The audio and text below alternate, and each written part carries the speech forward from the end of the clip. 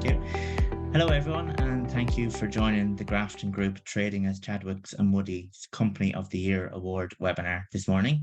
My name is James Cawley, and I'm the Business Development Executive with the Irish Centre for Diversity.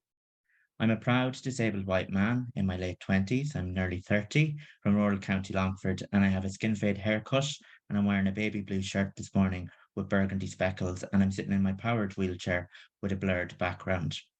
I want to start by welcoming you all here this morning, and a big welcome to our award sponsor, the shortlisted finalists and award winner.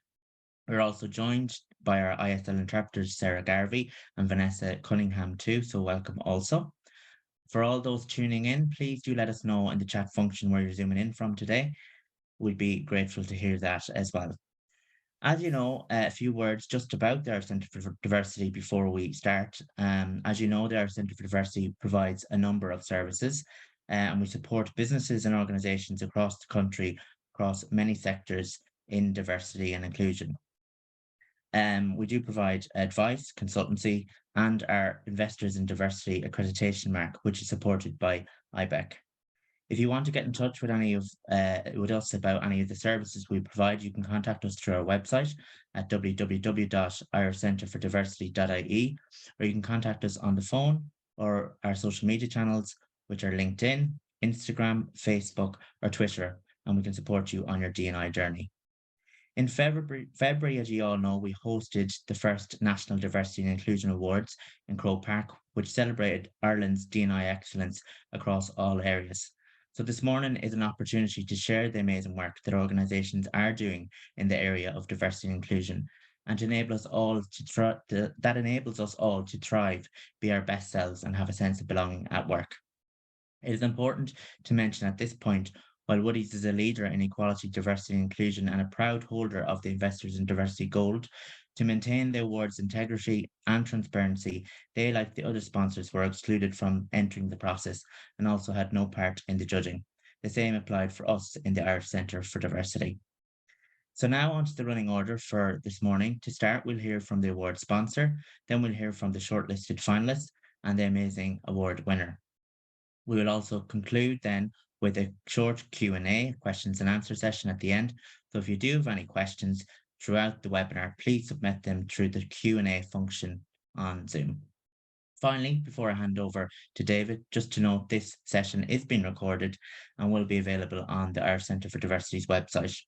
Everyone is muted except the panel. So again, before I hand you over to David, please do submit your comments and your questions through the Q&A function.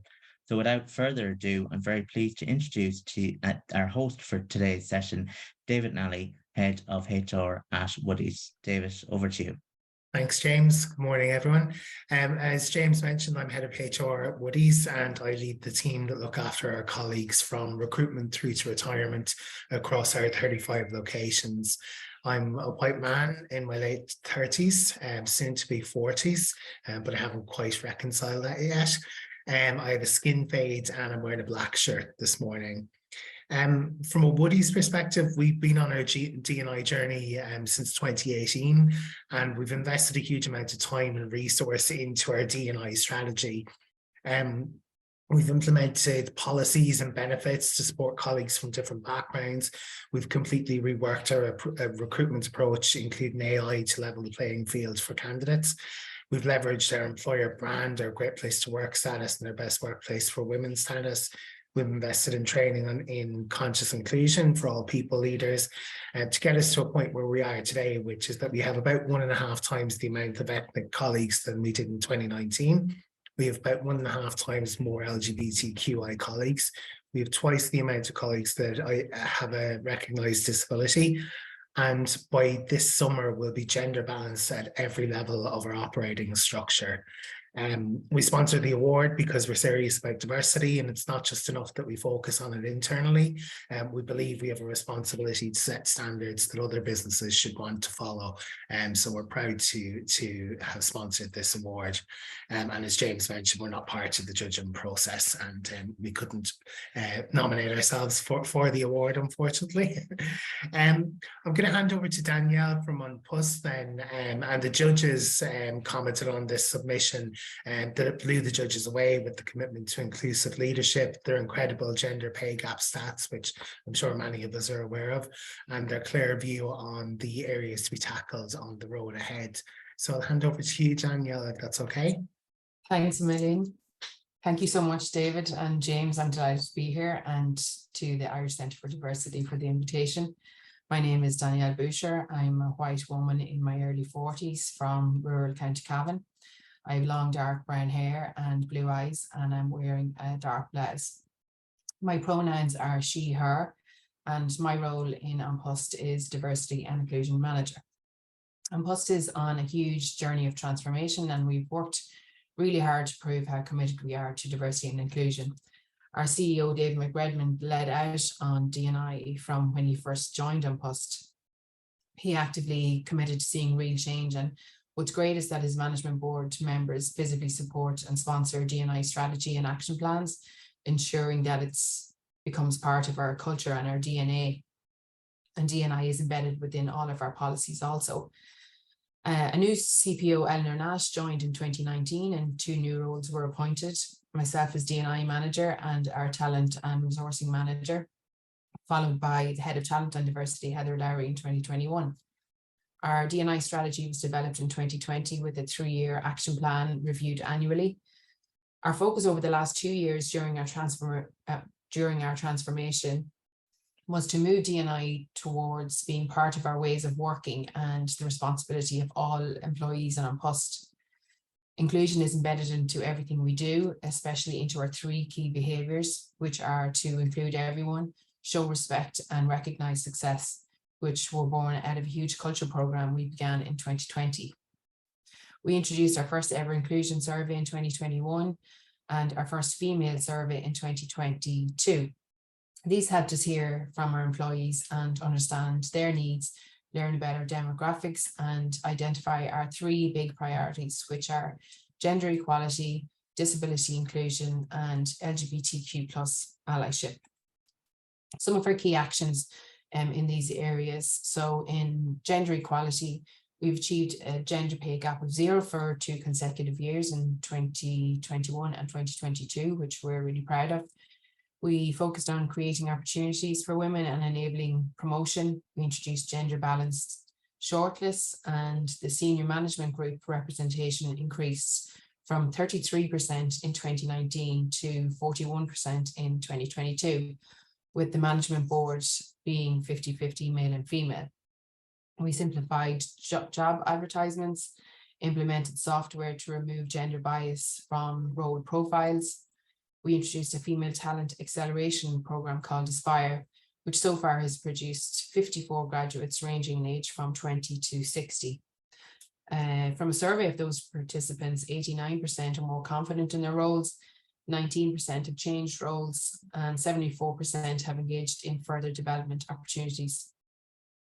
We developed a female networking circle supported by senior female leaders and supported membership of external female networks such as Professional Women's Network. And we also introduced the An Post Advanced Mentoring Programme. In the area of LGBTQ+ allyship, we launched the Broad Employee Resource Group, which has over 30 members from across the organisation. Broad have created a comprehensive line manager guide about the use of language and how to be an ally, which is available for everyone in the organisation. We introduced Broad and Pride stamps to send love far and wide, working closely with the LGBT community. €33,000 was raised and donated to support groups. We've been a gold sponsor of Dublin Pride for the last 3 years, and 95 employees marched in the 2022 Dublin Pride Parade. We've also sponsored Cork and Mullingar Pride and painted local post boxes in those areas. We introduced the MX title in new financial products such as the An Post Money Current Account and Currency Card. We supported Belong To in delivering virtual workshops for all our people on topics such as gender identity and expression, inclusion in the workplace, and trans inclusion. And the Broad ERG celebrate all LGBTQ+ observance days throughout the year. And finally, in disability inclusion, to kickstart this, we consulted with external disability advocates, Sinead Burke and Jack Kavanagh, to support our planning. We partnered with an amazing organisation called Ability Focus and rolled out disability awareness training to over 1,000 employees across the organisation since last year, including the senior management group. A number of employees disclosed their disabilities to us following those initial sessions. With the support of the Unpus group of unions, this week we launched our new reasonable accommodation policy, which accompanies our newly refreshed disability inclusion policy. We've had reasonable accommodation training for all of HR and all of line managers across our 3 business units. And we're piloting a reasonable accommodation passport in our corporate centre. Inclusive recruitment training for HR personnel have also been given, and we partnered with the Trinity Centre for people with intellectual disabilities, with one participant becoming a permanent staff member. And a couple of other things, we partner with Open Doors Initiative. We support employees taking up sign language courses, and we also support Nally annually and the NCBI on a couple of recruitment webinars.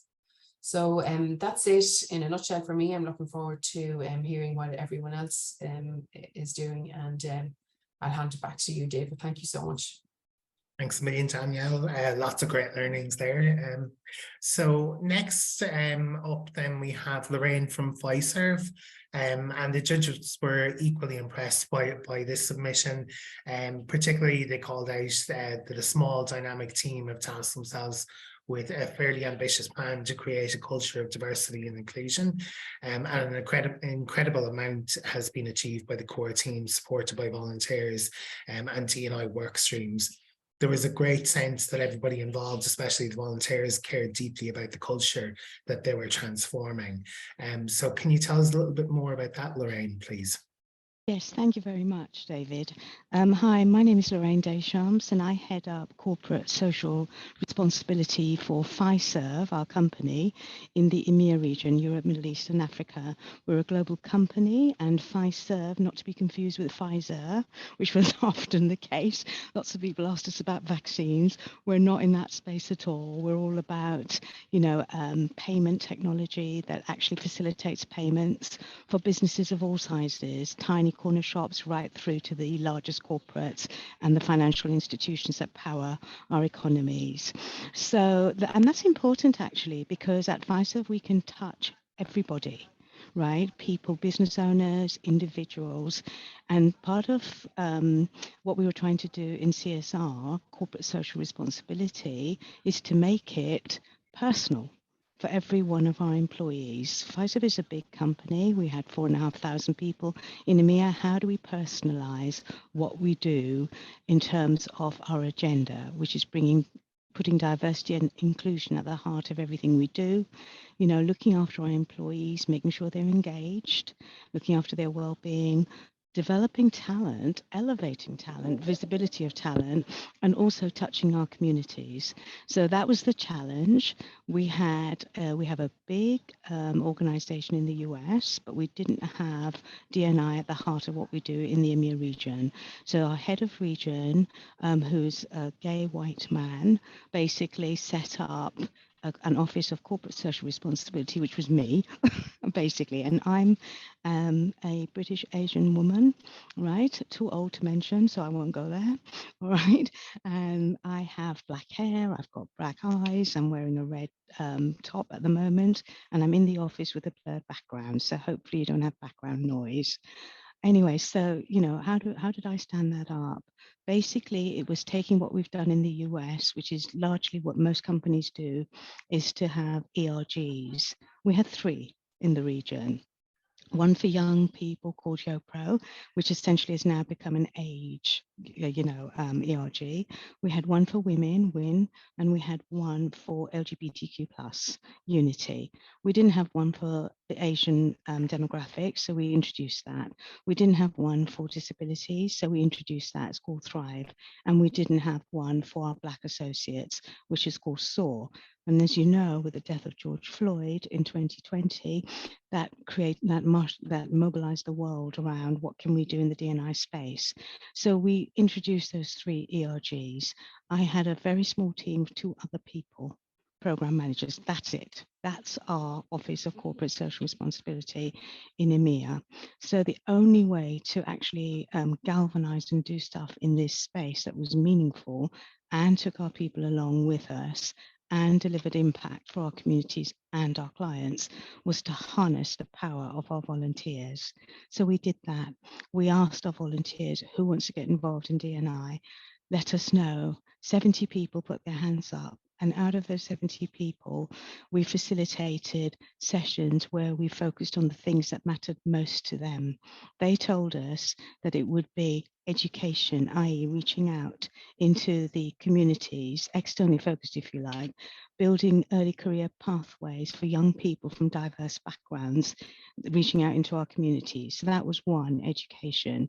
They told us training that basically is internal and is aimed at embedding a culture of conscious inclusion was important. So there was another area. They told us mentoring for people, employees from diverse backgrounds, helping them progress their career aspirations, because we could see that we didn't have diverse people across our organization in leadership positions. They told us recruitment. How do we recruit people from diverse backgrounds across all levels of our organization, right? And they also told us that community and social enterprise was important. How do we reach out to small, disadvantaged businesses, mainly Black businesses, because they struggle the most to get money, you know, from the banking system. And so basically those 5 areas became 5 work streams, which were manned by volunteers, right? Organized and supported by my 2 program managers, my CSR program managers, but mainly volunteers. And we achieved a lot in there. I could tell you a bit more if I had time, but you know, certainly one of the areas that we're really proud of is what we did for the social enterprise. We managed to commandeer from the US money, £2.2 million worth of £10,000 grants for UK businesses from a diverse background, Black businesses, to help them actually cope with the after effects of COVID and the struggles of COVID. It was an incredible team of people, volunteers that learned all about our business and worked across different functions, raised their visibility and delivered outstanding results. And finally, we have what we call culture circles. And these are really informal gatherings of volunteers that focus on what they want to focus on. Organizations often channel people into various areas, but our culture circles bring their energies to bear on initiatives that they care deeply about. You know, is it the local charity? Is it the local football club? Is it, you know, providing Christmas dinner for people in the community that couldn't normally do that? So basically, touching people on the ground, doing good in the community, helping support charities, that not only engages our employees, but it promotes their well-being as well as the well-being of our communities. So that's just a taster of what we did. Thank you. Brilliant. Thanks so much. That was great to hear about. So next up then we have Norma from Permanent TSB, and in terms of the judges' comments, what the judges called it there was this organisation focus on detailed employee research, their commitment to acting on feedback and creating an appropriate pathway to ensure an inclusive workspace was exceptional. So Norma, I'll hand over to yourself if you're ready. Hi, David. Thank you very much, and good morning, everybody. It's great to be here this morning. My name is Norma Conway. I'm the Diversity and Inclusion, Wellbeing and Engagement Manager with Permanent TSB. Just to self-identify, I'm white, female, with shoulder-length brown hair, which is worn down today. In my early-ish to mid-40s, wearing an orange shirt with a V-neck, and my pronouns are she and her. So I've been working with Permanent TSB myself just for approximately 4 months now. So to be honest, working on the award has been a great learning opportunity for me. You know, it really drove a deep dive into the progress we've made, helped me understand how we've got to where we are today at Permanent TSB, which has been hugely beneficial for myself. Diversity and inclusion at Permanent TSB, it's been a key strategic area of focus since 2017. And at the time, external consultants were brought in to carry out an assessment of our policies, our procedures, our work practices, interviewed employees. And the results at the time really indicated that this was an area we needed to focus on, and a real cultural shift was needed. And in fairness to the team in place at the time, that's exactly what happened. I'd say the approach was quite innovative at the time. The strategy wasn't developed by HR or by the SLT. Strategy creation and challenge workshops were held, which included kind of over 120 colleagues from across functions, across regions, across levels. And from there, the 8 priority areas for the strategy were defined, and they're still the 8 priority areas as we see them today. I suppose just from a governance perspective, the 8 strategic areas are each sponsored by a member of our executive committee. But I think where we've really seen the benefit from the strategy is within each 8 area of focus, we have a number of success statements, and each of those success statements are owned by the functional area manager. So rather than D&I being the driver of actions, each functional area owns the progress and the actions that they're taking. And that really drives accountability and integration and a real clear understanding of the strategy across the organization. We've just updated our strategy. I suppose we've taken the opportunity with myself starting last year to just pause for a minute, I suppose, thinking about continuous improvement, thinking about the fact that DE&I is really ever evolving, and we wanted to make sure we were still focusing in the right areas. So what we've done is we've taken the feedback from silver accreditation, we've built in the requirements for gold, and we've really built out our strategy for 2023 to 2025, which has just been approved by the board and executive committee, and we're just getting ready to launch. So a very exciting time for us. I think like every company represented today, we've made a lot of progress. We've from updating our policies, updating procedures, rolling out mentoring programs, celebration of key calendar events, gender pay gap reporting. But I suppose what I'd like to do today is just take the opportunity to call out some of the initiatives that we're particularly proud of at Permanent TSB. The first one being parental supports. And I do think this is a real standout for me. So one of our ERGs, Live Well, worked with us in 2021 to create a parental supports package. So we cover 3 different life stages for new parents, parents of toddlers, and parents of teenagers. We offer one-to-one coaching for both parents and managers, and training for both colleagues and managers also.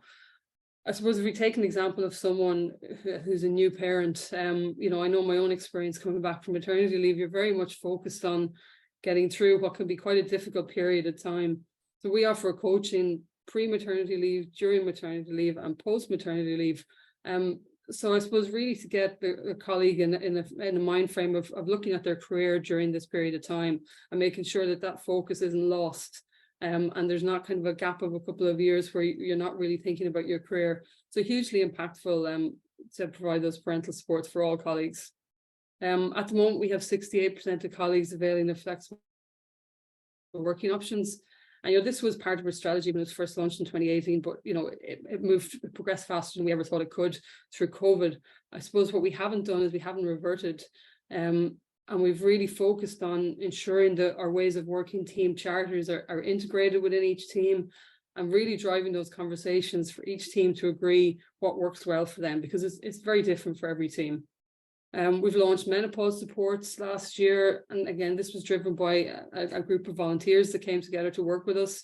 So we now have in place a menopause portal, policies, with supports available, such as desk fans, hot cool pads. The portal has podcasts, research material, and we're already sitting down and looking at how we can evolve that offering going forward. Some of the key contributors to our DE&I strategy are 4 super active ERGs. And they've achieved a huge amount over the life of the strategy. So we have PRISM, our LGBTQ network, Live Well, whose focus is on employee well-being.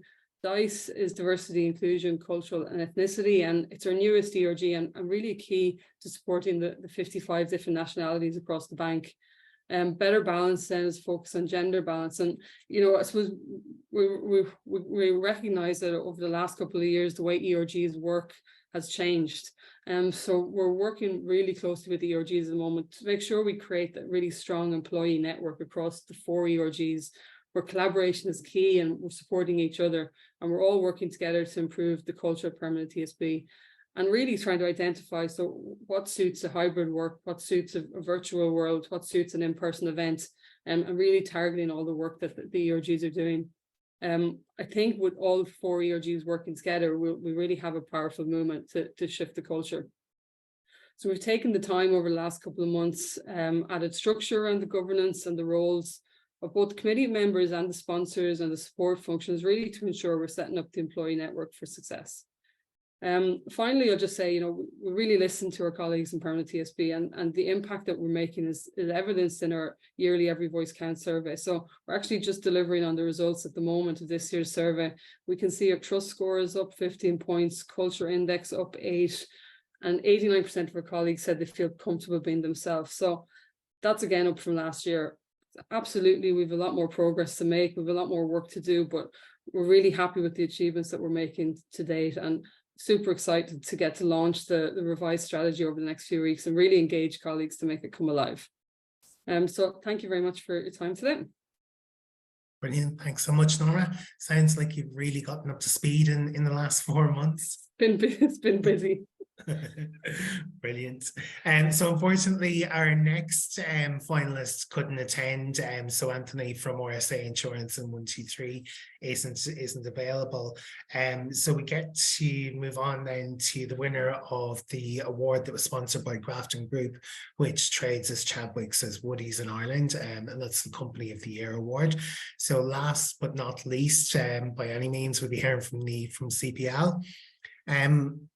Before I hand over to Niamh, unsurprisingly, knowing Niamh and the team in CPL, the judges described this as a masterclass in creating a D&I strategy. The organisation recognised their responsibility to effect change by equipping the team to support colleagues, candidates, and the communities in which they operate to be more inclusive.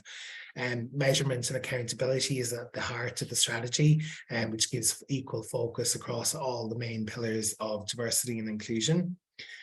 With an active DE&I committee of 30 and even more ambitious plans for 2023, this is a thought leader to watch. So I'm really looking forward to hearing what you have to say on this, Niamh. So I'll hand over to you. Brilliant. Thank you so much, David, and great to be here.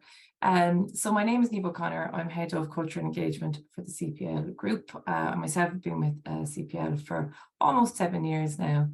I am a white Irish woman. My pronouns are she and her. I have long dark brown hair and I'm wearing a black jumper today. And on my background, I have a white background with our CPL Be Proud logo, which is our DE&I brand. And the concept behind that fingerprint, which is multicolored, is to represent that there's no 2 people in the world have the same fingerprint. And it's all about celebrating everyone's backgrounds and experiences. And it's also just to emphasize that we really believe that DE&I is part of our DNA within CPL. So I might just start by giving a background to CPL for those of you who may not know us. We are Ireland's leading recruitment and talent solutions provider. So in a nutshell, we source or find and deploy talent. And we do this through permanent, temp or contractor recruitment, or through a range of talent solutions that we co-create with our clients. We also have outsourcing business, and we have our Future of Work Institute. But we operate across 13 different countries and across most industries. So that will give you kind of a sense of what we do. In terms of some background for our business, in terms of some stats, we do have over 1,200 employees internally.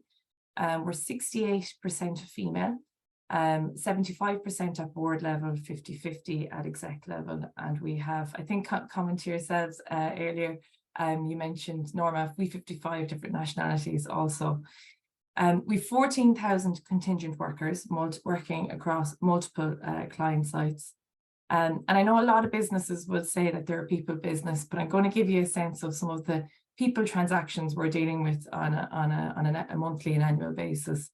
So we on average receive 30,000 applications on a monthly basis.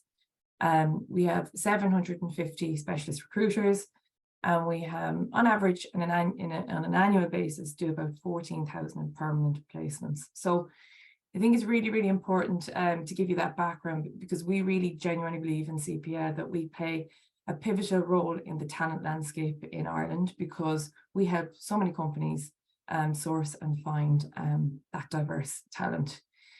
So we have been recognised as Europe's as best place to work in Europe, like yourselves in Woodie's, David.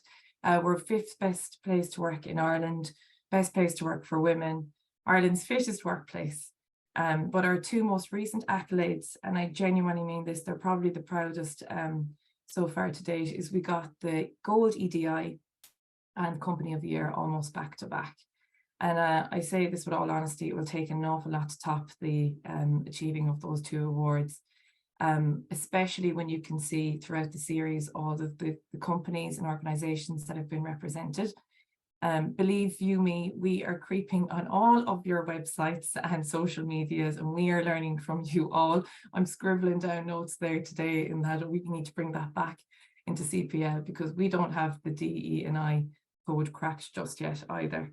But hopefully, time permitting, what I hope to bring you through today, based on the judges' comments, is our strategy, its creation, and how we've embedded into our culture, creating an inclusive culture through our education and training and Be Proud cafes, and then the important role that some of our partners play. And Danielle, I think we have a good few of the similar partners that we'll touch on later today: Open Doors and CPI, Business in the Community, just to mention a few, and just some of our plans upcoming for the year ahead.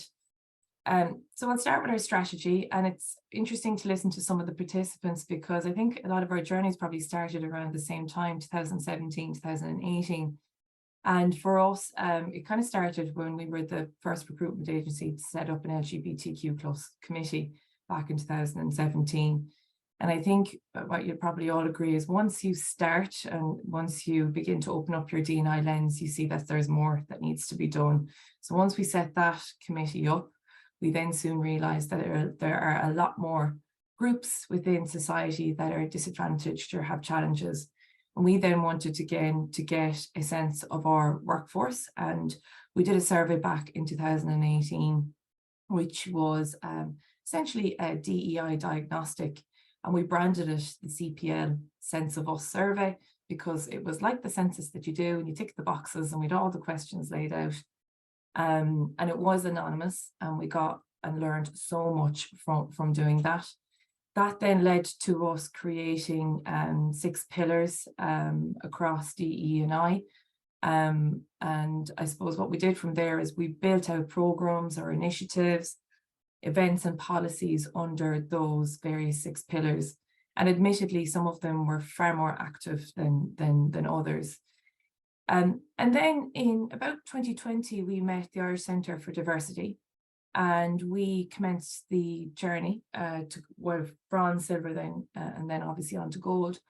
And I think that really, really helped us to put shape on what we were doing. We were doing lots of great things, but we weren't really very focused on kind of documenting things as best as we could. So once we got our policies in order through the bronze, then we moved on to silver, and we were always quite aware of our inclusion scores because of our Great Place to Work surveys, and they've always been in the 90s. So that was, we knew that already, but the silver then gave us some additional insights to what we needed to focus on. And then obviously journey to gold. So for anyone who hasn't maybe looked at it, I highly recommend you do, even so to just look at the framework that it provides. Because we then used that, which breaks across 5 key areas, and we got really, really focused about building on that strategy. So last year we did a couple of key things to demonstrate our commitment to DE&I. We decided to put sustainable into our company vision. So our vision is to be the world's best at transforming our clients through sustainable talent solutions and experiences. And that was just to kind of demonstrate the commitment to environmental, social and governance. And then we kind of went on thereafter to build out our SDG goals, so Sustainable Development Goals, of which we have 5, but 4 of the 5 that we have a direct correlation to diversity, equity and inclusion. So it's decent work and economic growth, reduced inequalities, good health and well-being and quality education. And then, so that's great. We have our vision, we have our SDG goals. So then it's about how do we bring our people on the journey with us? And effective of this year, everyone in CPL has a performance management goal dedicated to DE&I. And it's really, really simple. It's just play your part in making CPL a diverse, equitable and inclusive workplace for all. And we've given just some key milestones that people can do to achieve that, such as do your mandatory training. We always have a cohort of people who won't do the training, but that was one. Then we have encouraging people to attend our Be Proud cafes, and I'll talk about them in a little while, or DEI events, or complete some of the additional trainings that we have available. We also have set a standard that we want people to complete minimum of 4 of their 16 paid volunteering time off. So if we achieve that as an organisation this year, we will have, CPL will have given back 5,000 hours to the communities in which we operate. So we're really, really hopeful that people will get on board with that. So that was the performance management. And then there's all the bits that you do in order to get that strategy in action. And diversity, equity, inclusion is an agenda item at board. It's on our board report. It is an agenda item at our exec teams meetings. Our CEO, Lorna Khan, does monthly business update, and diversity, equity, inclusion is a fixed agenda item where she talks about everything that we're doing in the DEI agenda. We have a quarterly newsletter for DE&I that's dedicated to DE&I alone. We have a monthly CPL news bulletin slot dedicated to DEI. And again, later today, Malin Yap, who was highly commended in the Employee of the Year sector, she's our anchor for CPL News, so I'm sure she'll get to talk more about that a little later on.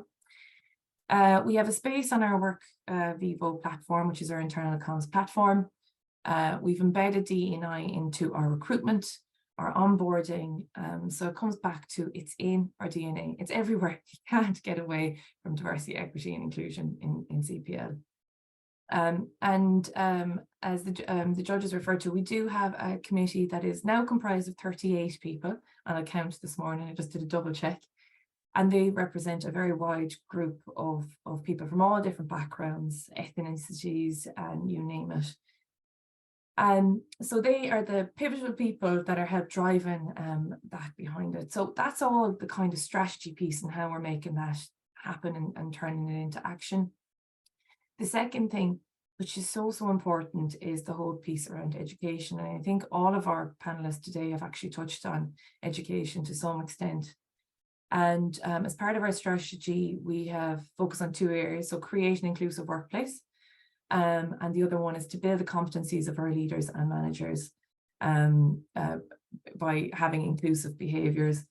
So again, think back to what we do as a business. It's so important that our people know the importance of DE&I because we are sourcing and deploying talent to our clients, and that should be reflective of the society in which we operate. So we have mandatory trainings for our managers, such as inclusive leadership, mental health champion training. We have leading and coaching the future. But for all other employees, we have dignity and respect. We have diversity and inclusion, and we have, again, a wide range. And I think, Danielle, you were mentioning a few of them earlier, and I'm like, yeah, we make them all of these as well, like gender expression and identity, LGBTQ 101, how to be an ally, working across cultures. And again, we're encouraging people to do those trainings by putting it as part of the performance management goals. So it's kind of all tied in to one another. And then arguably, probably the best form of learning was our Be Proud cafes, which we brought into effect last year. Again, really, really simple concept. We sent out a calendar invite to the entire organisation, themed on a topic. And some of the topics that we have covered are menopause, men's health, disability and accessibility, cultural awareness, working parents, working carers, and again, that's just mentioning a few. And we did repeat some of the themes last year, but this is where your employee advocacy comes really into play, in that there's no good HR host in those cafes, because it doesn't tell an authentic story. We have people who are genuinely passionate about the various topics, and they host the cafe. They talk about their experiences, their challenges, or what they've learned. And it's a very safe and informal environment for people to learn. And they've been really successful. Like, who would have thought that we would have had nearly 70 men turn up and talk about men's health? It was absolutely fantastic. Now, the women didn't need as much encouragement, especially around menopause. They were really well attended as well. But they're brilliant, and they were, I suppose, just educated people in a informal capacity. And then, aside from all of that education, it's around doing awareness posts on our internal comms platform. I'm sure all of our panelists are probably doing this. Like last week with Ramadan, we just put some key information and about it. We included some inclusive language. We promoted our balanced time policy if any of our employees needed to avail of it in order to change working hours. We included the prayer schedule just so our people managers are aware of what's going on. And that's just how we kind of do different things in terms of education. And then moving on to partners. So again, it's important for us to have external partners in order to ensure that we have a good pipeline of diverse talent, both for all groups, but particularly in minority groups within society as well. And we are a founding member of Open Doors, and we have pledged to help and commit to helping people who in minority groups to attain employment. We have again, Trinity Centre for People with Intellectual Disabilities is one of our great partners as well. And we've had 3 internships which have converted to 3 permanent placements on that. And again, Maylene will be chatting later today, and she'll be able to talk about her experiences. NCBI is an organisation, the National Council of the Blind Ireland. We're doing some great work with them in that we've availed of training from them in how we can be more of an inclusive and accessible employer. But we've used our recruiters to do a train the trainer session for the careers division within NCBI in order to our recruiters to train their service users to help their service users get into employment. Business in the community, we've been associated with them for years, particularly EPIC, so helping immigrants attain employment through CV and prep and interviews. And then most recently, back in 2020, we had commenced initial discussions with the Southside travelling community, and we had loads of great plans to help the travelling community there to get into the workforce, or to see what challenges are preventing unemployment within the travelling community. Then that began to stop because of COVID, because everything was impossible during COVID to do. But I was delighted to attend their education awards just 3 weeks ago, and myself and a few colleagues are heading out there later today, again, to understand the challenges that cohort in society is facing, and to see what can we do as Ireland's leading talent solution provider to see if we can help that out. And then the ERF is the Employment Recruitment Federation.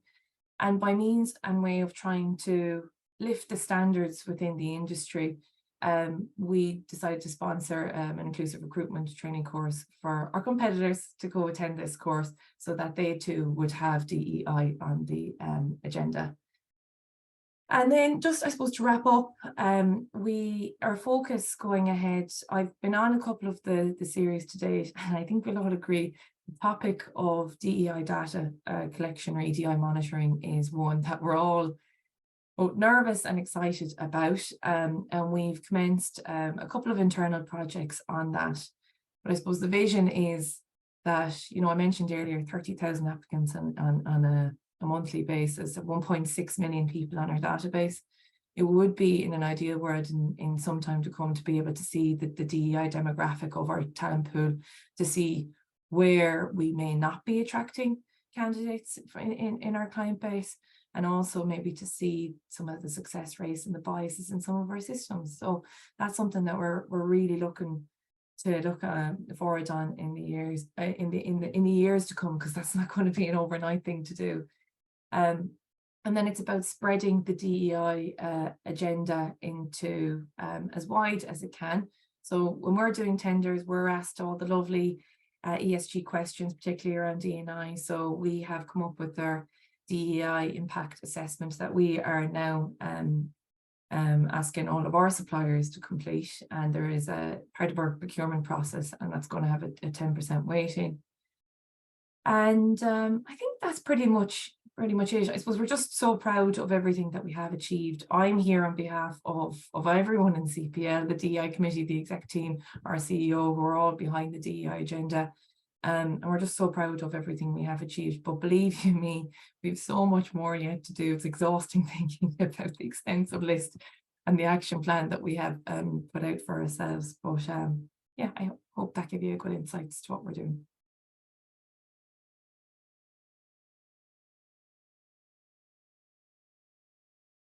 Thanks, Niamh. Thanks a million for that. I suppose I was really struck by everyone's sharing all the things and initiatives that you're doing. I suppose I jotted down a few key words, I think, that really struck with me, and some of them are definitely inclusion, cohesion, awareness, representation right across all finalists. Support, actually, was one that struck me as really a strong one as well, and that piece around education and that link as well with the public, and how that's so important, and how we can all work together on that journey. And when, as you said, Niamh, there are no two people have the same fingerprint, but yet when we all come together, we can ensure that everyone's included and feels that they belong, and that's so important as well. So I suppose I just want to go to some questions now, if you don't mind. I'm going to start off with one for the whole panel, and then have some specific ones as well. After hearing all that amazing comments and all your inputs, I just wanted to, somebody has asked in the chat box, can anyone on the panel, and I think I'm going to ask everyone on the panel, to give one piece of advice to a business taking first steps on the D&I journey. So David, I actually will bring you in as well, if that's okay, on this as well. So the question again was, anyone on the panel offer any advice to a business taking first steps on the D&I journey? And David, I'll go in the order that we start, if that's okay. So I'll go to you, David, first, and then Yes. Danielle, and so on. Sure, no problem. I think for us, it was very much about understanding the position that the business was in, where our culture was at, and then timing our interventions in accordance with that. So, for example, we didn't actively celebrate Pride until our colleagues began to organically celebrate it themselves within the stores. So we took a colleague-led approach, and that's something that we've seen across the wider Grafton group. So I sit on various committees, and very different business units within the group are on different stages of the diversity journey. So we've been quite cautious not to implement a one-size-fits-all approach. Woodies may roll out some policies or benefits, but it might not make sense for the likes of CHADWICKS or Selco to follow at this point in time. So it's very much about baseline where you are, and then meeting the business at that level. Brilliant, David. Thanks. Thank you very much for that. I'll go to you, Danielle. Thanks, James. Yeah, I would think that it would be important to understand the needs of the employees and to ask them what is important to them, because I think when people start out on their D&I journey, they do tackling gender first and then move on. But looking back, I think the simplest thing for anyone starting out would be to even do an anonymous survey and ask people what they would like their focus to be, because you could come up with, could be surprising what the people say. Yeah. Absolutely. Yeah, no, thanks for that suggestion. Okay, I'll go to Lorraine then next. Yeah, hi. I would say one of the most important things you need to do is make sure you've got support from the top. If you haven't got that, if you haven't got the top down as well as the bottom up, as both David and Daniel have explained, then you're stuck, because you could ask away, you could get all sorts of input, and you've got no teeth. You literally just got gums. So that's not any good, So, and I know for a fact that, getting the support of the leadership, the active support, which means the resources, the budgeting, and the time. I mean, I'm so envious of what you were talking about, Neve, at CPL, about the fact that you get to, everybody gets to hear about, you've got time dedicated to D&I, it's on the agenda at the very top of the organisation. That is crucial, and you can't take it for granted. So you want to get that commitment up front that, this is really important to the company. Otherwise, whatever you do, you will come unravelled, unfortunately. That's brilliant, Lorraine. Thanks. Yes, that piece coming from the top right to the bottom and the whole way back up as well, and having that support the whole way throughout. Thank you so much for that. I'll go to you next, Norma. Yeah, I would say, and I'm sorry, it's a bit of a shameless plug for the Irish Centre for Diversity, but actually looking at bronze accreditation is a really good starting point. Because, none of us are experts. We don't know what the best route is to take, but looking at it, having some form of framework, even if you're not jumping straight in there, but trying to think about what policies, procedures you need, what training, what training for leaders, I just think it's a really good roadmap as a starting point for any company. Thanks, Norma. And finally, on to you, Neve, for that question. I think I agree with everyone's answers today, is to try and give a different one, because I would probably start with Norma and say it's a shameless plug for the Irish Centre for Diversity, but it is a great place to start, especially if you don't have the buy-in from leaders. At least you can kind of get your house in order with the policies and then work from there. Representation. So if I'm to pick something different, to try and have as many backgrounds and experiences within your DEI committee. I mean, we have great debates, really, really good debates about what to support, what not to support. And I think can be very overwhelming that you've so many people wanting you to support so many different things, but you can't. You're a business as well, and you need to be commercial, and you can't be pulling people out of the business from doing their day job all the time to do absolutely everything. So it's about being smart about how you support everything that you are doing. But in order to figure out what you are going to do, I think representation is really, really important. Thanks, Neve, and thanks for sharing that piece on representation. That's great. Okay, so I'll just go to some specific questions then that have come in as well. So Norma, this one is for you, if you don't mind. So when you're looking at the strategy for 2025, is there an area in D&I that has posed a greater or lesser challenge than expected or anticipated? And they just said as well, they've loved what you've done, especially with teenagers, and they hadn't heard of that before. Thank you very much. Yeah, so I think, there's probably, and some of them have been mentioned already, like the areas of focus as we look to 2025. Data is a big piece of it. Like all of us here, I'm sure we have a lot of work to do. We really value and want to make sure people understand why the importance of the data, what we can do with it, and what an impact it can have. So we've really put that front and center. And the other piece, and again, it's been touched on by everybody today, is the external impact. Probably something that wasn't really considered that broadly in 2018 when the strategy was first been devised, but it is such an important factor now. And we've again taken a minute to look at what we're already doing, and again, some of the same partners as the rest of the team today, with Trinity Centre, started to work with As I Am, Business in the Community, Women in Finance. So we're doing a huge amount in this space already. So it's trying to pull that information together, but also look at where the gaps are. So where we can support organizations that are smaller than us, may not have the bandwidth or resources to create their own policies and procedures. Or Neve, I think you mentioned training you were doing with the Recruitment Federation. So it's really looking at those areas.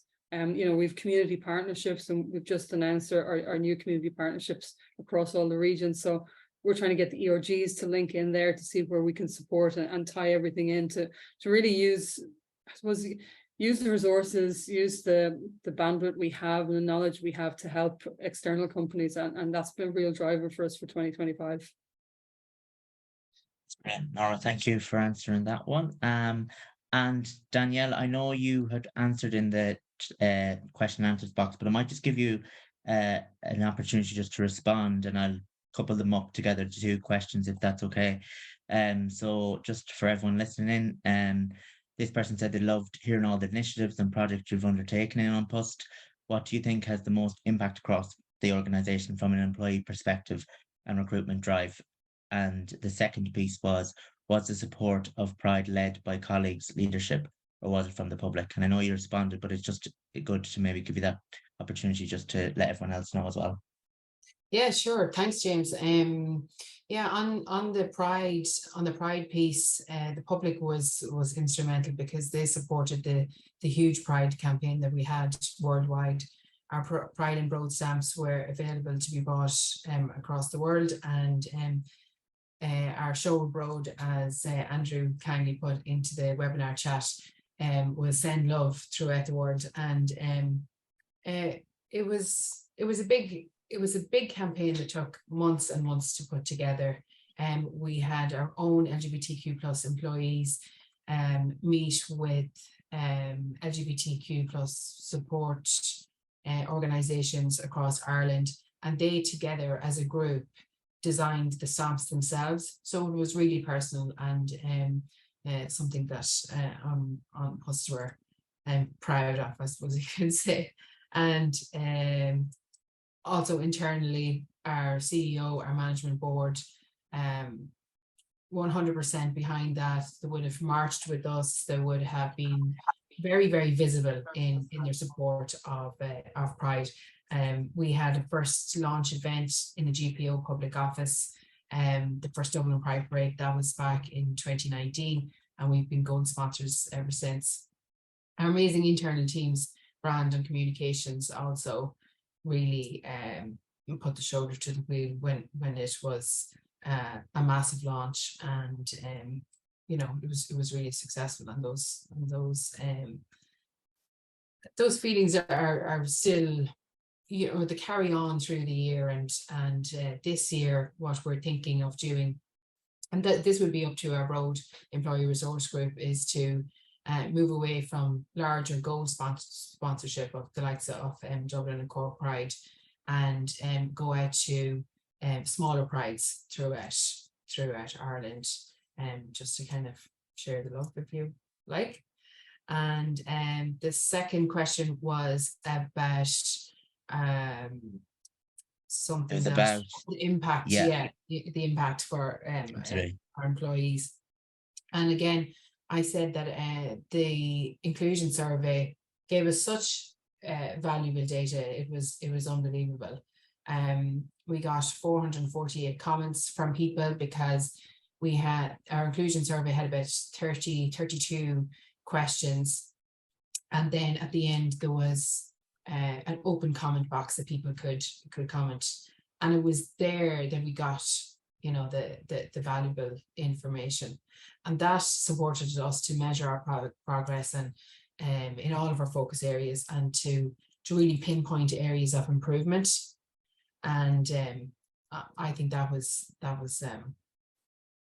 one of the biggest successes in the last couple of years for us in DNI and Unpost.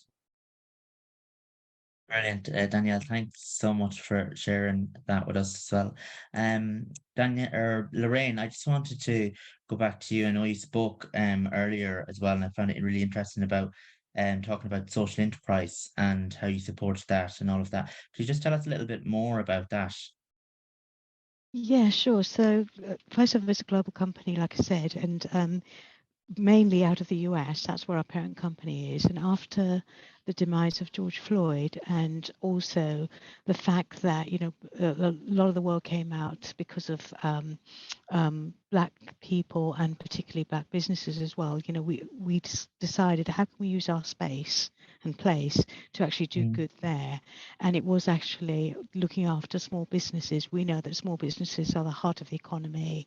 If they thrive, then the communities thrive and the people thrive, etc. So what could we do? And our CEO there in the US, he decided that actually we should put a fund aside, $10 million it was, to try and help Black businesses, but that was in the US. And so we battled to get some of that money here in the UK. And to do that, we assembled a group of, I think it was about 30 volunteers in the end that actually worked on this. And what we had to do is figure out, what would like a grant package look like for our UK-based businesses. And actually, we thought about giving them money to do whatever they thought was best for their business. In times of trouble, you don't need to be the big, boss kind of looking over and saying what you're using the money for and creating obstacles. Just trust businesses to crack on and get money. So let's target Black businesses that actually have the most problems securing funding of any sort. So the concept was born of doing £10,000 grants to these small businesses, and we had eligibility criteria. There had to be businesses that were in existence and negatively impacted by COVID. So not the ones that potentially were trying to start up, businesses that had been thriving and then COVID came and pulled the rug out from under their feet.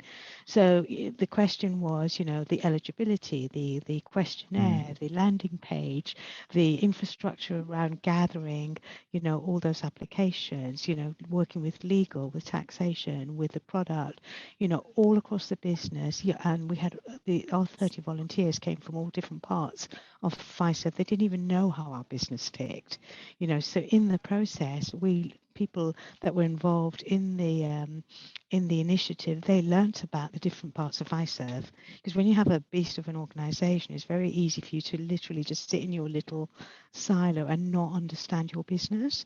What we found is not only did we help the businesses, but we helped our people understand the business. We elevated careers, to be fair, because on the back of what they were doing and how they were showing up, a lot of our associates, we call them associates, they actually got career opportunities to move into other teams. So it was a really win-win. And actually what happened is, where initially we were allowed 1 million of that initial 10 million, what actually happened is that 10 million big pot grew to 50 million, right? And we managed to get 2.2 million and actually helped 172 UK businesses, which was amazing, and it meant our associates actually got to understand small businesses in a way that they never thought they would as well. We had a ceremony, we brought them in and we gave them awards, and it was such a feel good. People actually felt they did something incredible using our space and our place. Wow, that's brilliant, Lorraine. Thanks, million. I feel like I could stay here all day listening to all the stories and that. So thanks, William, for sharing that. It's really interesting around social enterprise. Niamh, I just want to go to you, and then I've just a couple few questions just to finish up then for the panel. But Niamh, you talked specifically what I wanted to ask you around. You said around performance management goals, but also you talked about bringing everybody along and that whole thing around be proud cafes, and that's something I always say. I'm a very proud disabled person, and I'm delighted to say that. Can you tell us a little bit about that be proud cafes, like in terms of, is that led by people of lived experience and the talk, and what way does that work? I just think it's a fantastic initiative, and I think one that should be talked about. Brilliant, thank you.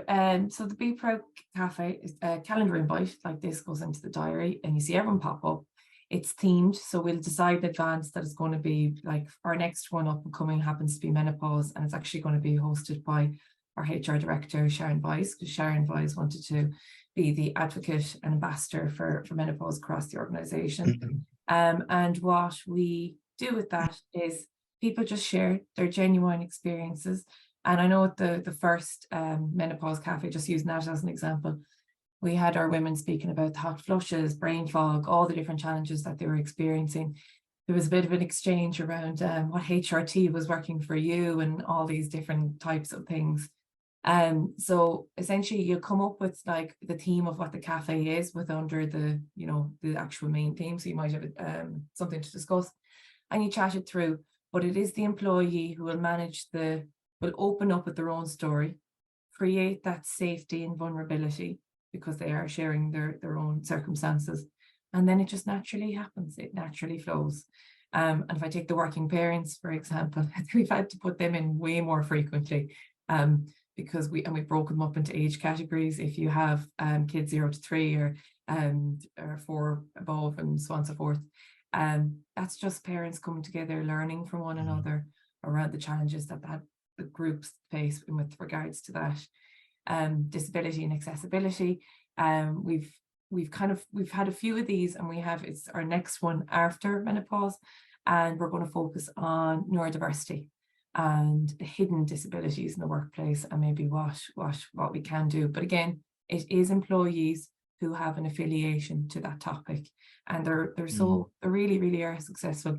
The first thing we do with people when they come into CPL as well, to get the whole ethos of Be Proud going, is at induction we have our icebreaker is Be Proud. So you have to tell us something unique, normal, or anything at all about you that you're proud about. And it can be absolutely anything. We hear loads of weird and wonderful things about our people, but it gives that sense of bring your personal self to work, not just the professional. And it works. So hopefully that gives you some insights, James, to the cafe.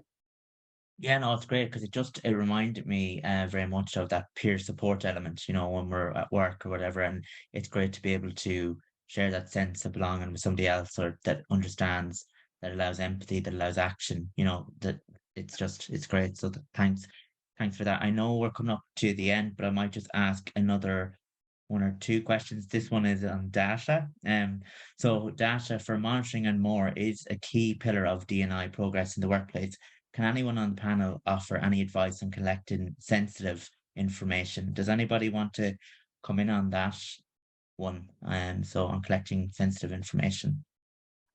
We've started our journey in CPL, but David, I think we're learning from David and Woody's. I think you'd be a good one to talk about this, David. David, John? Yeah, so we capture it at multiple checkpoints, and we capture at onboarding, and it's mandatory, but you don't have to self-disclose, so you can choose not to say. And we actually position that within the onboarding process before you can get to enter your pay details. So it is stepped through in a logical manner that encourages people to decide whether or not they want to participate in it. We measure with protected characteristics in our engagement survey.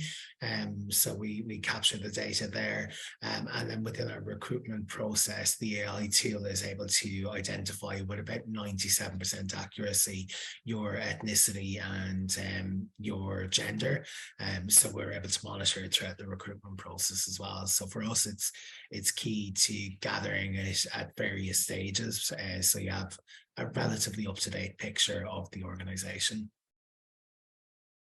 Brilliant, David. Thanks a million. I'll just going to finish up now, but I just want to ask as well. Does anybody want to comment on this? What traits does or should an inclusive leader have in an organization?